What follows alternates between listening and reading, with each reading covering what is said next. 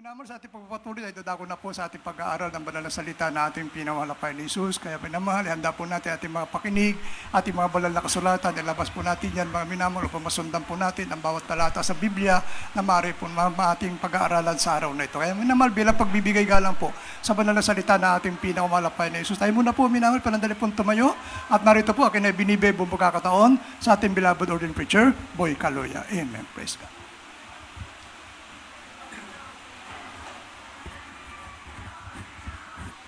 Amen. Praise the Lord. Lahat po tayo magsabing praise the Lord. Purin po ang ating pinakamamalapang noon. God bless you po sa ating beloved preacher, beloved Brother Orlando. Magandang nga po, maminamahal. Tayo po'y panandali ang manalangin bago natin mapakinggan ang mga banal na salita ng ating pinakamamalapang noon. Dakila't mapagpala po naming Ama, Diyos na makapangyarihan sa lahat. Malapang noon, napupuri po kami, nagpapasalamat po kami sa dakilang pribileyo na ipinagkaloob muli sa amin, Malapanginoon. Binigyan mo kami ng pagkakataon, ng papurihan, pasalamatan at paglingkuran ka, Malapanginoon. Salamat po, Malapang sa pagtanggap mo ng aming mga papuring awitin, nakaabot sa luklukan ng iyong biyaya, Malapanginoon. Salamat sa pagkilos mo sa aming kalagitnaan, dakilang Diyos. At dalangin po namin, Malapanginoon, patuloy po kayo mangusap sa bawat sa amin, sa iyong mga banal na salita, Malapang linisin mo kami sa lahat ng aming mga kahinaan, sa lahat ng aming mga kalikuan, Malapanginoon, sa pamagitan ng mga salita mo na siyang naglilinis ng aming mga kaluluwa, Malapanginoon. Kayo po mangusap sa bawat isa sa amin, Malapanginoon, maglagay ng mga salita mo sa aming bibig, Malapanginoon, at aming sinasaway lahat ng gawa ng kalaban, demons of unbelief and doubts, demons of hindrances. We bind the power of darkness in Jesus' name. Hallelujah! Everybody shout, praise the Lord! Amen. Purin pong ating pinakamamala, Panginoon. God bless you, maminamahal. Pwede na po tayo makaabot sa ating makaupo, sa ating upuan. At bago tayo dumako sa ating mga talata, maminamahal, dito sa 1 Corinthians chapter 6, verse 9 up to 11. Nagpapaabot muna ako ng pagbati sa mga minamahal na mga anak ng Diyos. Sa lahat po ng mga mananampalataya, maminamahal, sa lahat ng mga beloved preachers, beloved workers, beloved choir members, instrumentalists, sa lahat ng mga minamahal natin mga bisita, mga baguhan, at nagpapaabot din po ko ng dobleng paggalang sa ating minamahal at ginagalang na beloved pastor, ang ating minamahal at ginagalang na Evangelista Wildy Estrada Almeida, the end-time prophet of our loving God, sa lahat ng mga beloved children, the Almeida family, at sa patuloy natin pag-alaala sa mga hindi malilimutang aral ng ating beloved Assistant Pastor Lina C. Almeida at ang pinakamataas na pagsamba, ang pinakamataas na pagpupuri, pagluwalhati ay para sa ating dakilang Diyos.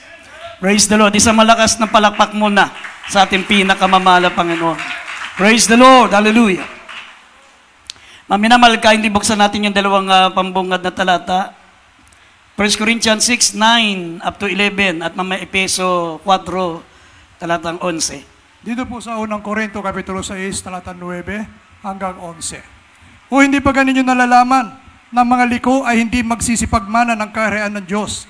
Huwag kayong padaya, kahit ang mga mapakiapid, ni ang mga mananamba sa Diyos-Diyusan, ni ang mga ngalunya, ni ang mga nang bababae, ni ang mga mapakiapid sa kapwa lalaki, ni ang mga magnanakaw, ni ang mga masasakim, ni ang mga manglalasing, ni ang mga mapagtungayaw, ni ang mga manglulupig ay hindi magmamana ng kaharian ng Diyos. At ganyan ang mga ilan sa inyo.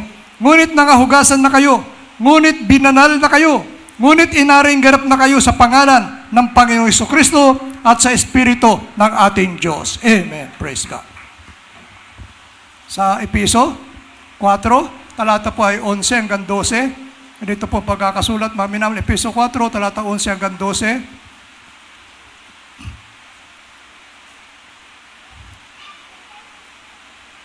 At pinagkalooban niya mga iba na maging mga apostol, ang mga iba'y propeta at ang mga iba'y evangelista, at ang iba'y pastor at mga guro.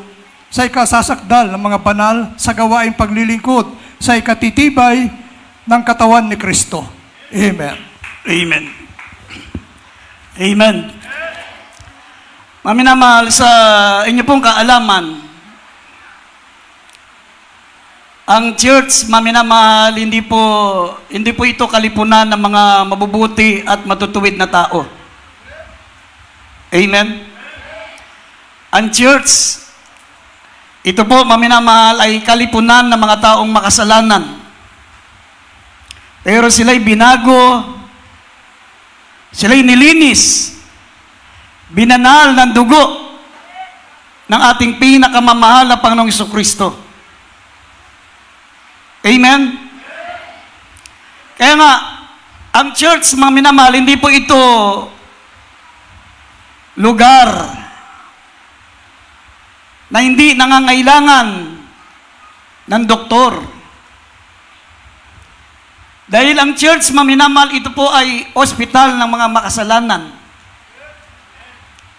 Nabasa nyo sa Biblia, mga minamahal, dati, sabi ng Biblia, dati tayo po ay mga liko. Dati tayo po yung mga makasalanan. Dati tayo po ay mga nambababae, mapakaipid sa kapwa lalaki, mga mananamba sa mga Diyos-Diyosan, mga nangangalunya, mga magnanakaw, mga sakim, mga maglalasing, mga mapagtungayaw, mga manlulupig, at sabi, ang mga ito hindi magmamana ng buhay na walang hanggan. Ngunit sabi rito, 11, ganyan ang ilan sa atin. Ngunit naugasan na kayo, ngunit binanal na kayo, ngunit inaring ganap na kayo sa pangalan ng mahal na Panginoong Jesucristo at sa Espiritu ng ating Diyos. Sa madaling salita, maminamahal, ang Iglesia, ang Church of the Living God, hindi ito kalipunan ng mga matutuwid at mga mababait na tao. Ito po ay kalipunan ng mga taong makasalanan, ngunit sila'y nagbagong buhay, nilinis at binanal ng dugo ng mahal ng Panginoong Jesucristo. Dahil sinabi ng banal na kasulatan, maminamahal, I am not come to call the righteous, but sinners to repentance. Ang walang sakit ay hindi nangangailangan ng doktor, kundi ang doktor, ang may sakit, ang nangangailangan ng doktor. Ibig sabihin, ang kaligtasan o ang mahal na Panginoon, ang hinahanap niya ay ang mga makasalanan. Amen? I am not come to call the righteous, but sinners to repentance. Kaya nga, lahat ng mga saints sa banal na kasulatan, maminamahal, lahat ng mga mananampalataya ni Kristo, kung makita nyo ang buhay nila dati, maminamahal, yung mga nilulura nating mga santo, mga santa ngayon, kung alam nyo lang ang buhay nila dati, maminamahal, talagang hindi natin akalain na ginawa nila yun. Si Saint Mary Magdalene, Saint Mary Magdalene, akalain nyo bang isa siyang prostitute? Ipinagbibili niya ang kanyang katawan para kumita. Si Saint Paul, isang dating Pariseo, leader ng reliyon, marami siyang pinapatay ng mga Kristiyano. Marami siyang pinakulong, marami siyang pinahirapang mga Kristiyano, hanggang tawagin siya ni Kristo na maging tunay na alagad ng Diyos. Ngayon, naging Saint Paul. Kaya nga, maminamahal, tayo po ay galing sa lusak ng kasalanan. Kung mabasa nyo ang Biblia, maminamahal, pagkatapos mong tanggapin si Kristo bilang sariling tagapagligtas, you become righteous, holy. Once na tinanggap mo si Kristo bilang sariling tagapagligtas, on the spot, right now, you become righteous. You become holy.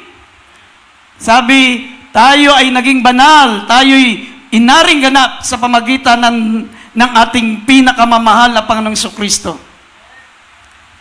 Kaya nga, pag ikaw ay naging mananampalataya, maminamahal, instantly, you become holy. You become righteous. Pero, maminamahal, kung merong katagang study now, pay later, ang mga Kristiyano, maminamahal, holy now, but practice later. practice later. Sa madaling salita, kung mabasa nyo ang Colossians chapter 1 verse 22, tapos talo ng 28, sinabi rito, mga minamahal, sa pamagitan ng mahal na Panginoong Kristo, tayo ngayon ay pinagkasundo sa katawan ng kanyang laman sa pamagitan ng kanyang kamatayan upang tayo'y iharap ng walang dungis, banal, walang kapintasan sa harapan niya. Ibig sabihin, kaya namatay si Kristo, maminamahal, para maiharap tayong walang dungis, banal, walang kapintasan. Ibig sabihin, pagkatanggap mo kay Kristo, nagsisi ka sa kasalanan mo, you become holy. You become righteous. Pero sabi ng 28, holy now but practice later. Hindi sa isang araw matutunan mo kagad mamuhay ng kabanalan. Amen? Kailangan mamuhay ka ng may kabanalan, kailangan turuan ka. At sabi dito sa verse 28, sa pamagitan ng mga mangangaral, sa pamagitan ng mga preachers, sabi ng 28, na siya naming inihayag na pinaalalanan ang bawat tao at tinuturuan ang tao ng buong karunungan upang maiharap naming sakdal kay Kristo ang bawat tao. Ibig sabihin, pag tinanggap mo ang ating mahal na Panginoong Kristo bilang tagapagligtas, you become righteous. You become holy. You become perfect in Christ Jesus.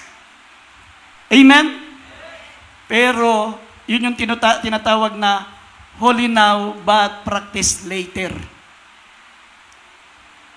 Instant, naging banal ka, naging sakdal ka, pero kinakailangan turuan ka ng mga preacher paano ka lumakad ng matuwid, kung paano ka lumakad ng banal sa harapan ng Diyos, kasi sabi ng Biblia, without peace and holiness, no one can see the Lord.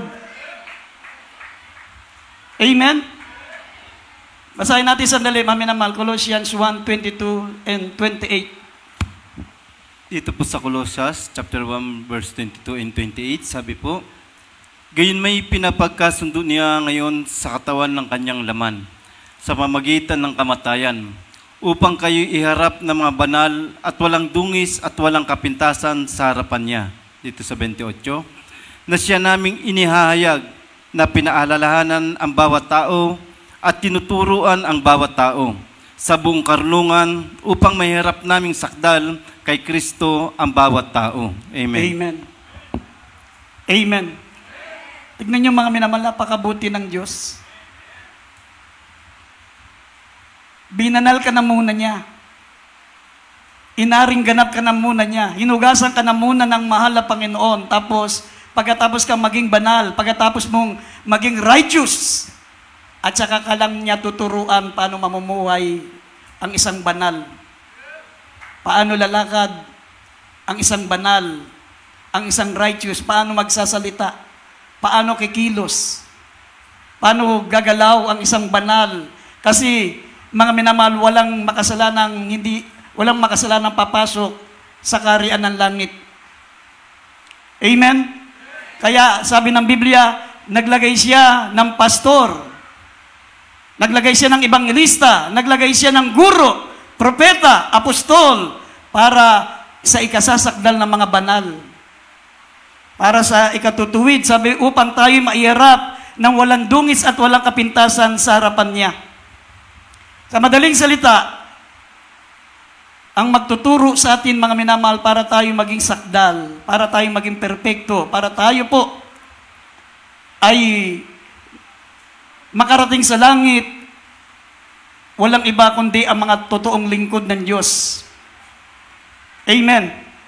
Ang mga mangangaral, pastor, evangelist, guro, prophet, apostol. Ang apostol, katulad nila Apostol Pedro, Apostol Pablo, iniwan ang kalang profesyon.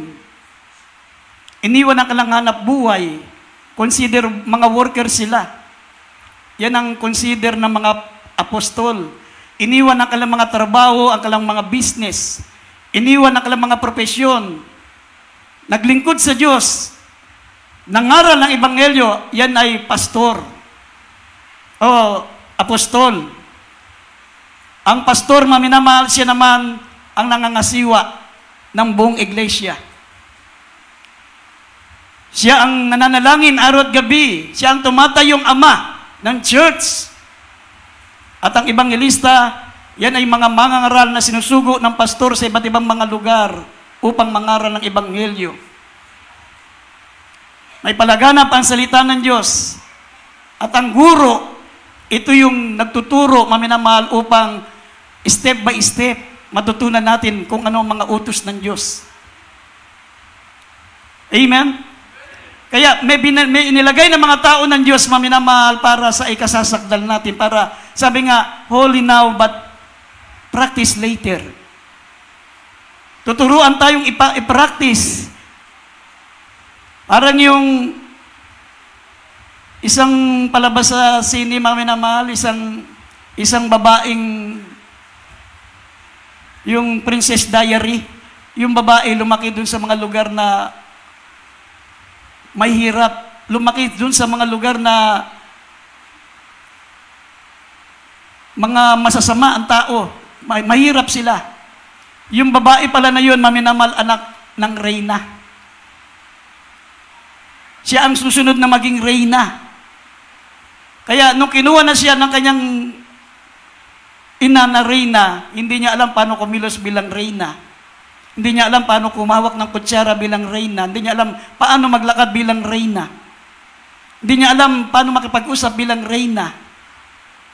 Kaya may nagturo sa kanya para lumakad, para matuto, maminamal kung paano makikisalamuha sa mga matataas na tao, sa mga katulad ng mga reyna. Ganon din tayo. Dahil galing tayo sa lusak ng kasalanan.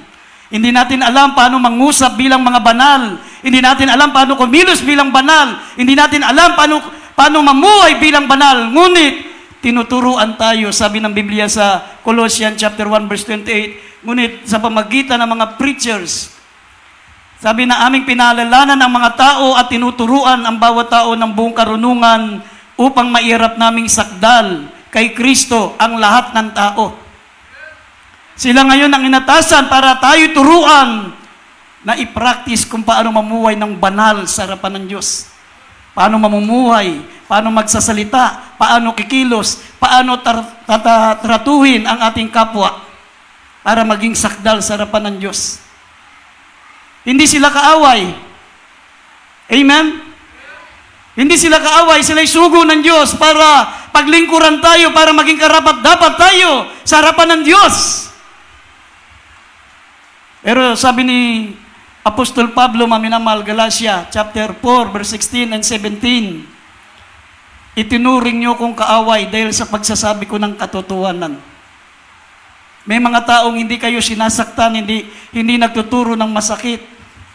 Hindi tinuturo ang mamuhay na may kabanalan. Hindi tinuturo ang fear of God, holiness, righteousness, sanctification. Ang kanilang tinuturo palagi ay puro pagpapala. Puro benepisyo. Pero yun ay delikado, maminamal na turo. Sapagat ang mga tunay na mga ngaral, kinakailangan, mga minamal sabi ng Biblia, sumawata ka, sumuway ka, magturo ka.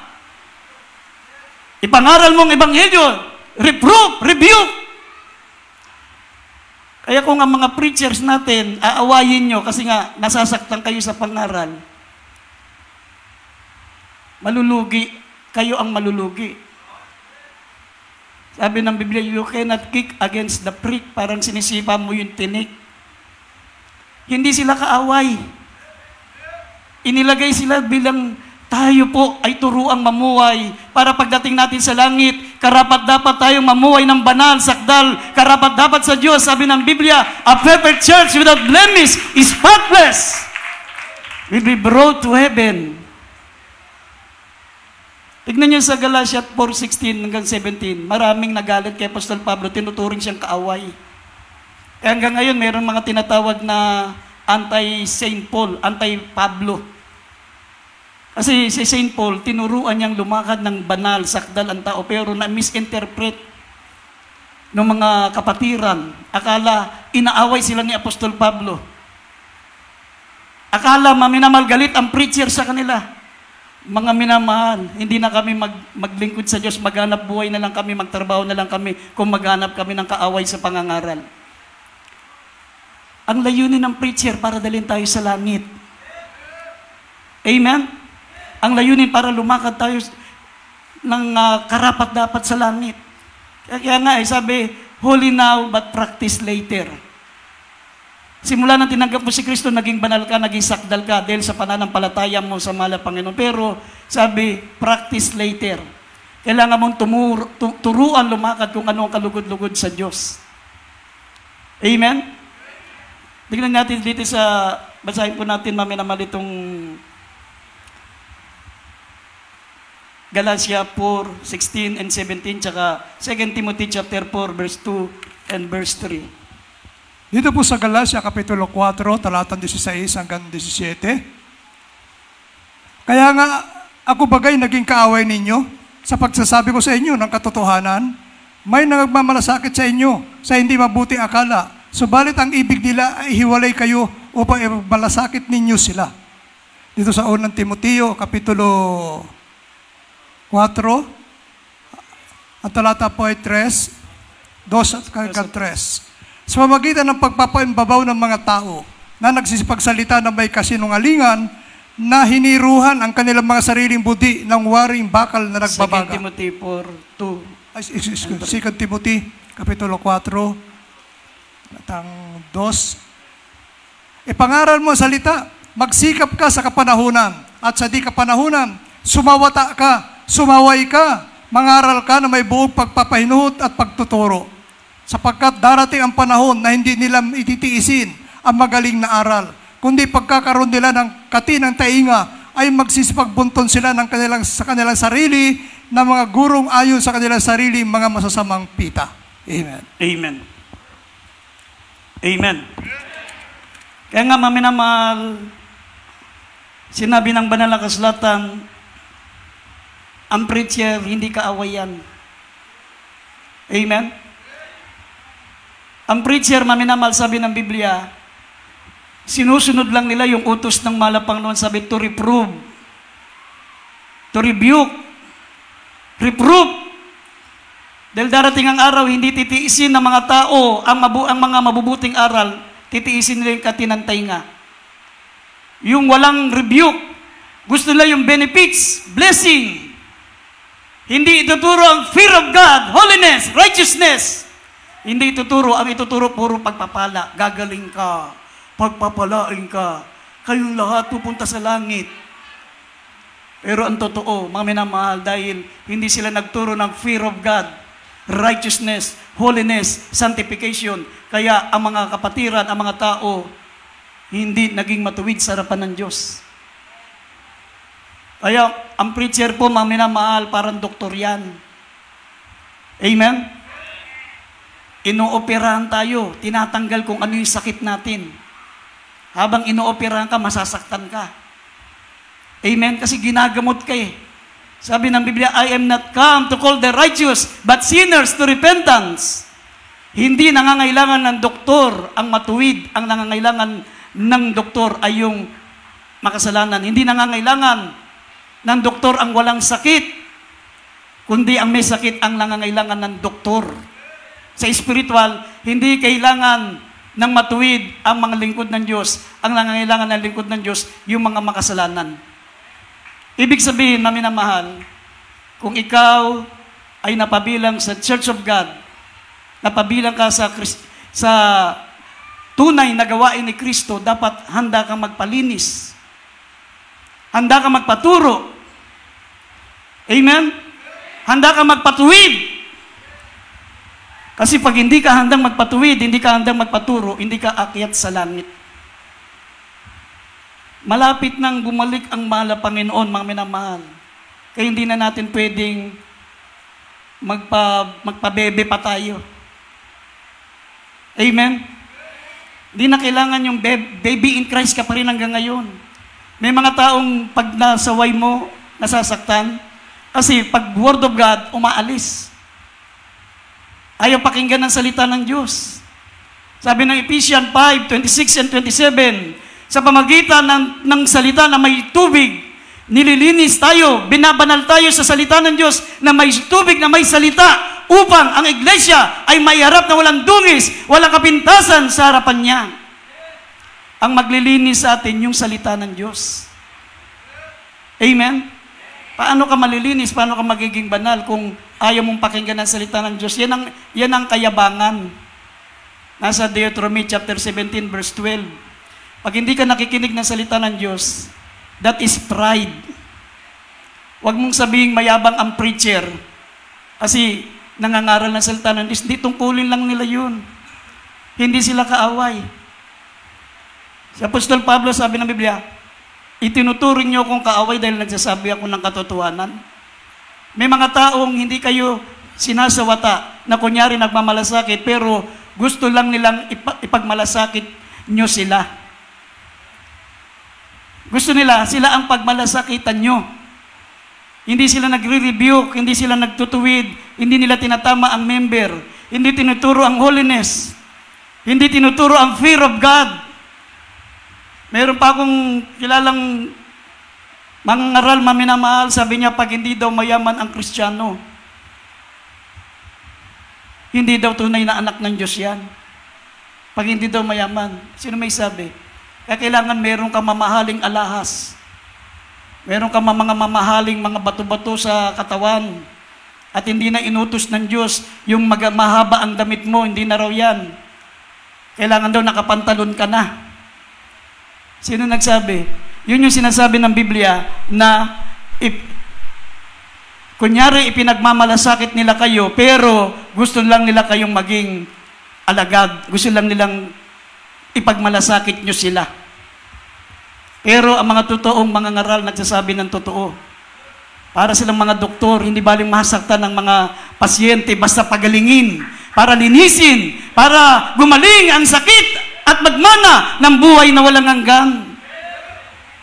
Paano na lang, maminamahal, kung sa tuwing mga ngaral ang preacher nyo, gagantihan nyo ng masama? Sino pang preacher ang mga ngaral ng may pagmamalasakit, may pagtutuwid? Sino ba namang tao ang gustong magkaroon ng maraming kaaway? Ang preacher, maminamahal, kakampihan. Sila ang nilagay ng Diyos para daling ka sa langit. Amen! Ang problema, maminamahal, pag ayaw mong magpalinis. Sinabi ng John, chapter 15, verse 2 up to 3. Sabi, ang sangang hindi nagbubunga ay pinuputol niya. Ngunit, ang sangang nagbubunga ay nililinis niya through Word of God upang lalo silang magsipagbunga. Amen? Paano tayo malilinis? Paano tayo mga minaman magsisipagbunga? Kung hindi natin tinatrato ng mabuti ang mga preachers natin. Tingnan nyo sa banal na kasulatan, malilinis tayo sa pamamagitan ng kanyang banal na salita na may tubig. Ang salita ng Diyos, yan ang panlinis ng ating kaluluwa. Amen? Basahin natin Ephesians 5:26 and 27 at sa John 15, verse 2 and verse 3. Basahin natin. Dito po sa Efeso, chapter 5, verse 26 up to 27, upang kanyang pakabanalin ito, na nilinis sa pamamagitan ng paghuhugas ng tubig na may salita, upang ang iglesia ay may harap sa kanyang sarili na maluwalhati na walang dungis o kulubot o anumang gayong bagay, kundi ito'y nararapat maging banal at walang kapintasan.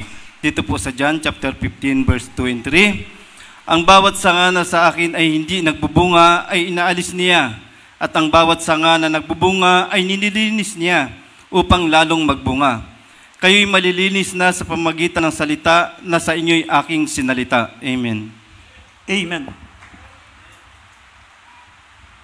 Sabi ng Biblia, maminamahal, Ephesians 5:27, that He might present it to Himself a glorious church, not having spot or wrinkles or any such thing, but that it should be holy without blemish. Paano sinabi sa Biblia, maminamal yung unang talatang binasa natin, na mula nang sumampalataya ka kay Kristo, ikaw ay naging malinis, walang dungis, walang kapintasan sa harapan niya. Ibig sabihin niya, pagkatapos mo mga minamahal na ikaw ay naging banal, naging walang dungis, walang kapintasan sa pamagitan ng pananampalataya, iyan. Holy now, but practice later. Pagkatapos mong naging banal, naging sakdal sa harapan ng Diyos dahil sa pananampalataya, tuturuan ka ngayon ng mga preachers lumakad ng matuwid, ng banal sa harapan ng Diyos kasi walang liko na papasok sa kaharian ng langit. Yun yung holy now but practice later. Habang nandito tayo, pinapractice natin. Habang naglilingkod tayo sa Diyos, dumadalo, tinuturuan tayo ng mga mangaral para mai-practice natin ang kabanalan, ang righteousness, ang holiness. Kaya kapag may preacher, hindi nagsasawata, hindi kayo sinasaway, hindi masakit, hindi tayo nasasaktan. Hindi yan mga preacher, sabi ng Galatians 4:17. Gusto nilang pagmalasakitan nyo sila para maging tagasunod nila kayo. Pero hindi kayo gagawing follower of Christ. Gagawin niya kayong follower niya. Tagasunod niya. Para ipagmalasakit nyo sila. Ang tunay na preacher, sabi ng Biblia, sumuwata ka. Sumuway ka. Magturo ka. Ituwid mo. Sabi, sapagkat darating ang araw, wala nang ibang titiisin ng tao, kundi yung mga mabubuting salita, yung benefits. Yung puro pakinabang, puro blessing, walang righteousness, walang fear of God, walang holiness, na hindi natin alam, yan ang magiging silo sa atin na hindi tayo makarating sa langit. Amen?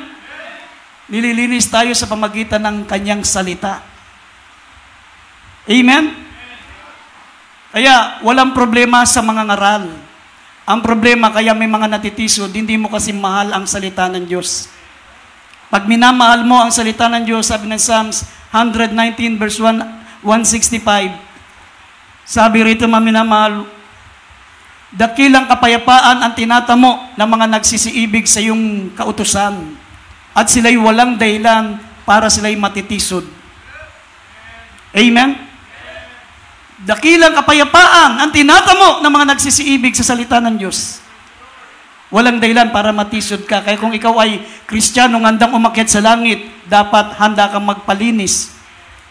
Dahil sabi, ang sanga na hindi nagbubunga, pinuputol niya. Inaalis niya. Ngunit, ang sanga na nagbubunga, nililinis niya para lalong magbunga.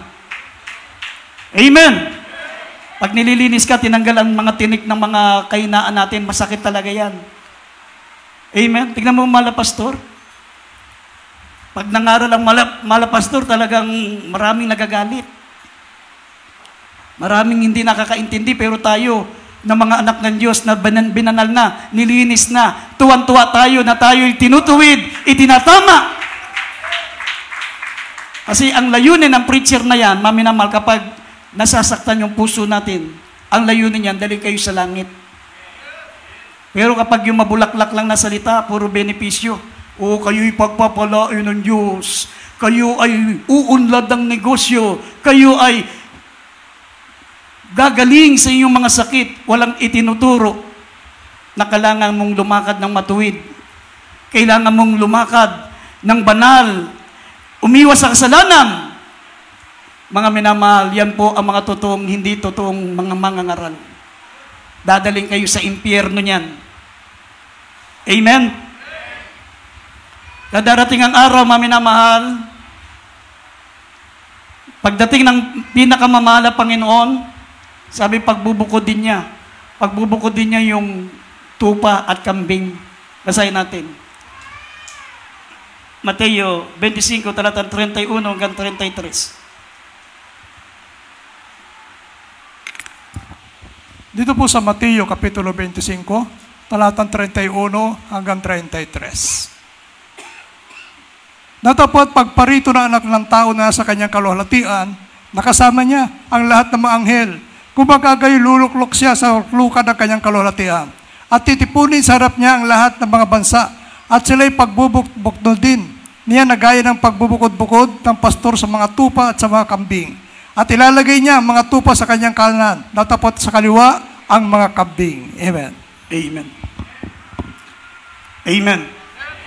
Pagparito ng mahal na Panginoon maminamahal, pagbubukod-bukod din niya ang kambing at ang tupa. Ang tupa ilalagay niya sa kanyang kanan. Alam niyo ang tupa maminamahal, yan kahit kinakatay mo na yan, umiiyak lang yan. Naranasan niyo nang magkatay ng tupa, sunod-sunuran yan. Pag yan iniga mo, higa lang siya, tapos habang kinakatay mo, lumuluwa lang siya. Alam niyo nang kakatayin siya, pero nagpapaubaya siya. Kasi yun ang karakter ng tupa. Pag sinabi mong doon ka, sunod yung tupa. Pag sinabi mong, o dito kayo, madaling pastulin ang tupa.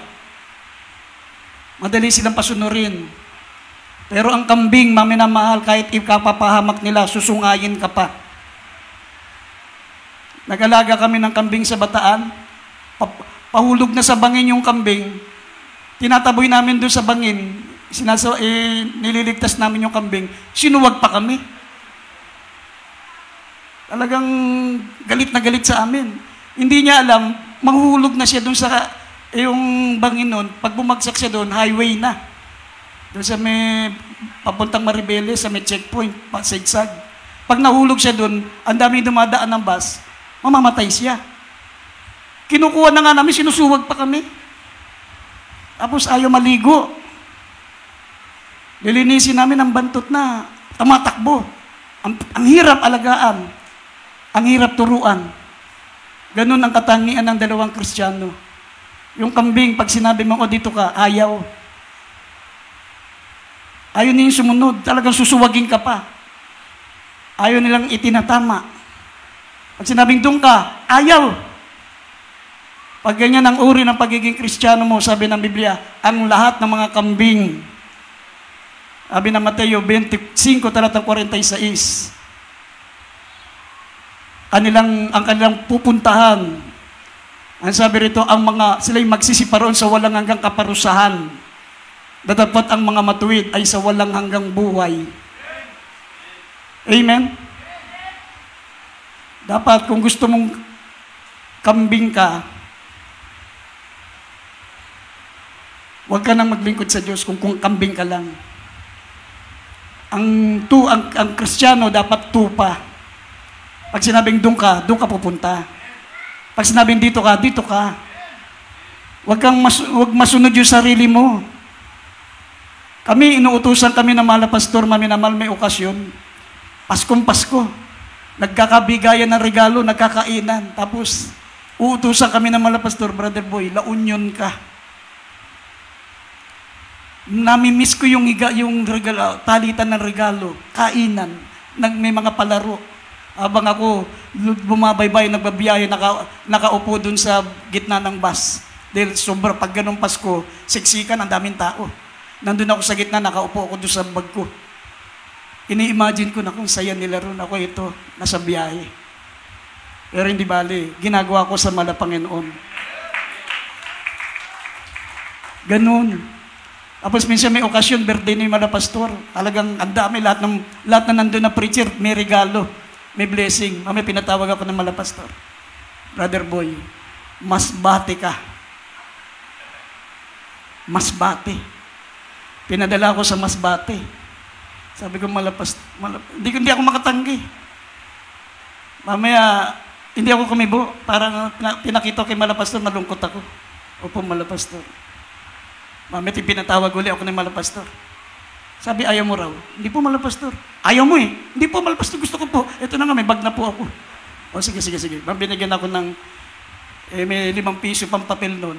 Binigyan ako ng isang bayong ng tigli 5 piso papel. Yan, doon ka naman, diyan ka na bumili ng regalo mo. Bumili ka naman kailangan mo doon. Isang bayong na papel, tigli 5 piso na papel, worth 5,000. Dala-dala ko isang bayong na pera, pero tigli 500. Praise the Lord. Dapat, pag ikaw ay gustong umakyat sa langit, maging tupa ka. Amen? Kung saan ka ilagay, pumunta ka ron. Huwag ikaw masunod, kasi kung ikaw masusunod, hindi ka aakyat sa langit. Amen? Diyan titignan ng mahal na Panginoon, mga minamahal, yung karapat-dapat sa langit, sapagkat sa Biblia, mga minamahal, ang aakyat sa langit, sabi, hindi ang bawat tumatawag sa akin, Panginoon, Panginoon, ay papasok sa kaharian ng langit, kundi yaong gumaganap ng ating Ama na nasa langit. Ang umaakyat sa langit, yung masunurin sa Diyos. Tignan nyo dyan, John chapter 12, verse 26. Basahin natin ito. Dito po sa John chapter 12, verse 26, sabi po, kung ang sino man tao'y naglilingkod sa akin ay sumunod sa akin.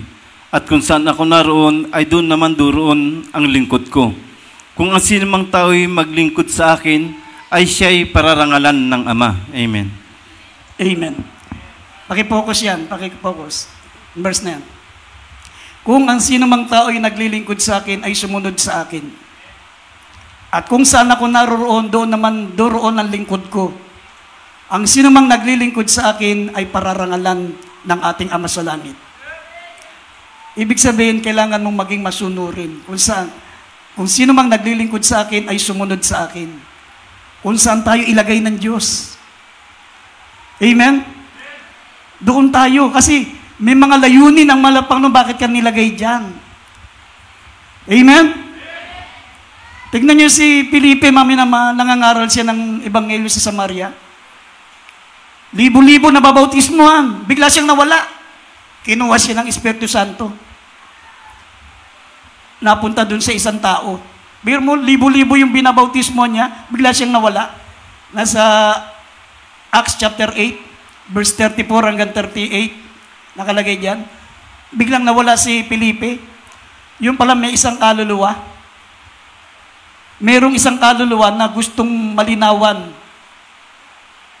Hindi niya alam yung mga binabasa niya. Nung nakausap niya si Felipe, pinaliwanag sa kanya at naligtas siya. Amen? Sabihin kung kaya ka nilalagay diyan, may layunin na malapang no, baka may maliligtas dahil sa iyo. Pag hindi ka pumunta, sisingilin sa iyo ng Diyos yan sa kamay mo. Amen? Kaya sabi ng Biblia, ang sino mang naglilingkod sa akin, tanggihan niya ang kanyang sarili. Pasanin niya ang kanyang krus at sumunod sa akin. Amen? Ang tunay na Kristiyano, sabi ng Biblia, tanggihan mo kung anong gusto mo. Kung anong gusto mo, tanggihan mo. At kung ano ang ayaw mo, yun ang gawin mo. Yun ang ibig sabihin ng pagtanggi sa sarili. Ang sino mang gustong sumunod sa akin, tumanggi sa kanyang sarili. Pasanin niya ang kanyang krus at sumunod sa akin. Amen. Everybody say, praise the Lord. Kaya nagiging perfecto tayo, mami na mahal, ayon sa paano tayo tumutugon sa salita ng Diyos. Paano ka tumutugon sa salita ng Diyos pag naririnig mo ang salita ng Diyos? Paano ka nagre-react? Paano ka nagre-react pag pinakinggan mo ang salita ng Diyos? Pag napakinggan mo ang salita ng Diyos, nasaktan ka, natisod ka, ibig sabihin, hindi ka sakdal, hindi ka pakarapat-dapat sa Diyos. Amen? Ang sakdal sa harapan ng Diyos, sabi rito sa Matthew chapter 5, verse 43 up to 48, paano mo tinatrato ang kapwa mo, lalo na ang mga mangangaral ng salita ng Diyos? Paano mo sila tinatrato? Tinuturing mo bang kaaway? Pinagbabantaan mo?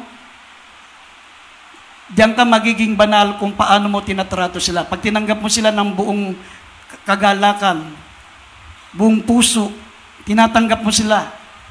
Sabi, nagiging sakdal kayo. Sabi, kayo magpakasakdal gaya ng inyong Ama na sakdal. Nagiging sakdal tayo ayon kung ano ang trato natin sa kapwa, lalo na sa ating mga preachers. Basahin natin Mateo 5:43 hanggang 48. Dito po sa Mateo Kapitulo 5, talatang 43 hanggang 48. Narinig ninyong sinabi, iibigin mo ang iyong kapwa at kapupuutan mo ang iyong kaaway. Datapot sinasabi ko sa inyo, ibigin ninyo ang inyong mga kaaway at idalangin ninyo ang sa inyo'y nagsisiosig, upang kayo maging mga anak ng inyong Ama na nasa langit, sapagat pinasisikat niya ang kanyang araw sa masasama at sa mabubuti, at nagpapaulan sa mga ganap at sa mga hindi ganap. Sapagkat kung kayo'y iibig sa pagsisiibig lamang sa inyo, ano ang ganti sa inyo na inyong kakamtin? Hindi ba gayon din ang ginagawa ng mga maniningil ng buwis? At kung ang mga kapatid lamang ninyo ang inyong babatiin, ano ang kalabisan ng inyong ginagawa? Hindi ba gayon din ang ginagawa ng mga hintil? Kayo nga'y mga pakasakdal na gaya ng inyong ama sa kalangitan na sakdal. Amen. Amen. Amen. Ito yung the method how to become perfect. The method of God. Sabi, ipanalangin mo ang mga umuusig sa iyo. Sinisiraan ka, nakasaktan ka sa sinasabi niya, ipanalangin mo, huwag mong pagbantaan. Amen. Ibigin mo ang mga kaaway mo. Amen. Pagpalain mo ang mga nagsisiusig sa iyo. Yung ang mga kaaway mo, ipanalangin mo nga eh. Yung mga masasamang tao, gawa mo ng mabuti. How much more yung hindi nyo naman kaaway, mga ang preacher nyo, nagmamahal sa inyo. Iniwan nila ang lahat ng bagay. Iniwan namin ang propesyon.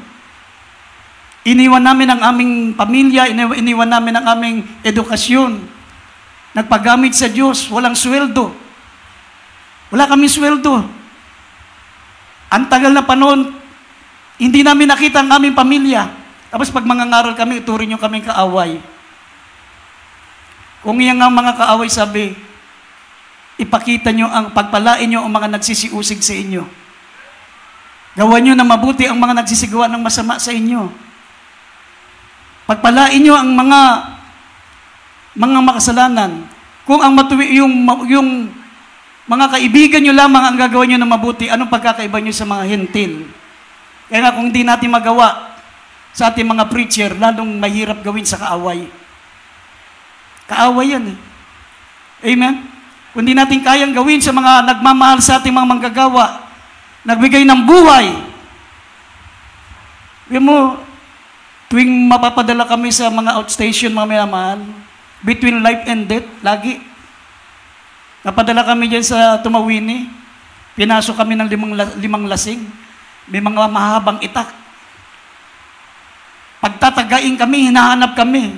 Endit lang ng chapel. Buti binigyan ako ng wisdom na malapang na pinatay ko yung ilaw. Nagkapakapa sila doon. Hindi nila alam, hindi nila kami makita. Kung nakita nila kami, pugot-pugot ang ulo namin. Ang kasama ko si Jojoy, bata pa lang, 7 years old. Beloved wife ko. Walang makain. Inuusip kami. Tapos ganun pa ang gagawin namin. Sa amin, tatagain pa kami. Ang hirap.